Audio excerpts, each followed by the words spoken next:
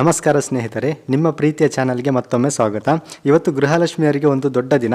ಯಾಕಂದರೆ ನಿನ್ನೆ ಕರ್ನಾಟಕದ 2026-27ನೇ ಸಾಲಿನ ಬಜೆಟ್ ಮಂಡನೆ ಆಗಿದೆ. ಲಕ್ಷಾಂತರ ಮಹಿಳೆಯರ ಅಕೌಂಟ್ಗೆ 2,000 ರೂಪಾಯಿ ಯಾವಾಗ ಬರುತ್ತೆ? ಇನ್ನು ಕೆಲವರಿಗೆ ಕಳೆದ 2-3 ತಿಂಗಳ ಬಾಕಿ ಹಣ ಪೆಂಡಿಂಗ್ ಅಮೌಂಟ್ ಯಾಕೆ ಇನ್ನೂ ಬಂದಿಲ್ಲ, ಅದು ಯಾವಾಗ ಬರುತ್ತೆ ಅನ್ನೋ ಕಂಪ್ಲೀಟ್ ಡೀಟೇಲ್ಸ್ ಈ ವಿಡಿಯೋದಲ್ಲಿ ನಾನು ತಿಳಿಸ್ಕೊಡ್ತಾ ಇದ್ದೇನೆ. ಸೊ ವಿಡಿಯೋನ ಸ್ಕಿಪ್ ಮಾಡದೆ ಕೊನೆವರೆಗೂ ನೋಡಿ. ಸೊ ಮೊದಲಿಗೆ ಗುಡ್ ನ್ಯೂಸ್ ಏನಪ್ಪ ಅಂತ ನೋಡೋದಾದರೆ, CM ಸಿದ್ದರಾಮಯ್ಯ ಅವರು ಗೃಹಲಕ್ಷ್ಮಿ ಯೋಜನೆಗಾಗಿ 28,608 ಕೋಟಿ ರೂಪಾಯಿ ಹಣವನ್ನು ಮೀಸಲಿಟ್ಟಿದ್ದಾರೆ. ಅಂದರೆ ಈ ಯೋಜನೆ 2027ರವರೆಗೂ ಪಕ್ಕಾ ಮುಂದುವರಿಯುತ್ತದೆ.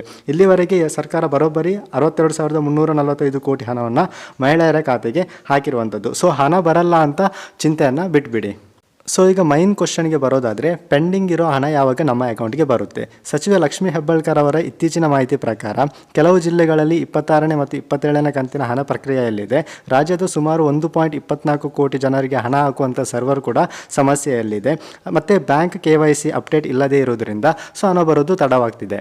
ಸೊ ನಮಗೆ ತಿಳಿದಿರುವ ಮಾಹಿತಿ ಪ್ರಕಾರ ಹಣವನ್ನು ಅವರು ಆಲ್ರೆಡಿ ಬಿಡುಗಡೆ ಮಾಡಿದ್ದಾರೆ. ಮಾರ್ಚ್ ತಿಂಗಳ ಒಳಗಾಗಿ ಬಾಕಿ ಇರುವ ಕನಿಷ್ಠ 2 ಕಂತುಗಳ ಹಣ ಒಟ್ಟಿಗೆ ಬರುವ ಸಾಧ್ಯತೆ ಇರುವಂಥದ್ದು. ಒಂದು ವೇಳೆ ನಿಮಗೆ ಹಣ ಬಂದಿಲ್ಲ ಅಂದರೆ ಮೊದಲು ನಿಮ್ಮ ಆಧಾರ್ ಸೀಡಿಂಗ್ ಸರಿಯಾಗಿದೆಯಾ ಅಂತ ಒಮ್ಮೆ ಚೆಕ್ ಮಾಡ್ಕೊಳ್ಳಿ. ಇವಾಗ ಹಣ ಬಂದಿಲ್ಲ ಅಂತ ಹೇಳಿದರೆ ಏನು ಮಾಡಬೇಕು? ಸೊ ನಿಮ್ಮ ಫೋನ್ನಲ್ಲಿ DBT ಕರ್ನಾಟಕ ಆ್ಯಪ್ನ ಓಪನ್ ಮಾಡಿ, ಅಲ್ಲಿ ಪೇಮೆಂಟ್ ಸ್ಟೇಟಸ್ನ ಚೆಕ್ ಮಾಡಿ. ಅಲ್ಲಿ ಪೆಂಡಿಂಗ್ ಅಂತ ಇತ್ತು ಅಂದರೆ ಹಣ ನಿಮಗೆ ಖಂಡಿತ ಬಂದೇ ಬರುತ್ತೆ. ರಿಜೆಕ್ಟೆಡ್ ಅಂತ ಇತ್ತು ಅಂತ ಹೇಳಿದರೆ ನಿಮ್ಮ ಬ್ಯಾಂಕ್ ಅಕೌಂಟ್ಗೆ ಆಧಾರ್ ಲಿಂಕ್ ಆಗಿಲ್ಲ ಅಥವಾ ನಿಮ್ಮ ರೇಷನ್ ಕಾರ್ಡ್ ಇನ್ವ್ಯಾಲಿಡ್ ಆಗಿರ್ಬೋದು ಅಂತ ಅರ್ಥ. ಇನ್ನೊಂದು ವಿಷಯ, ಈಗ ಹೊಸದಾಗಿ ಜೀವಂತ ಪ್ರಮಾಣ ಪತ್ರ ಅಂದರೆ ಲೈಫ್ ಸರ್ಟಿಫಿಕೇಟ್ ನೀಡೋದು ಕಡ್ಡಾಯವಾಗಿದೆ. ಇದನ್ನು ನೀವು ಮಾಡಿಸಿಲ್ಲ ಅಂತ ಹೇಳಿದರೆ ನಿಮಗೆ ಮುಂದಿನ ಪೇಮೆಂಟ್ ನಿಲ್ಲಬಹುದು. ಸೊ ತಕ್ಷಣ ಹತ್ತಿರದ ಗ್ರಾಮ ಅಥವಾ ಕರ್ನಾಟಕ ಒನ್ ಸೆಂಟರ್ಗೆ ಭೇಟಿ ನೀಡಿ ಈ ಒಂದು ಸರ್ಟಿಫಿಕೇಟ್ನ ಅಪ್ಡೇಟ್ ಮಾಡಿಕೊಳ್ಳಿ.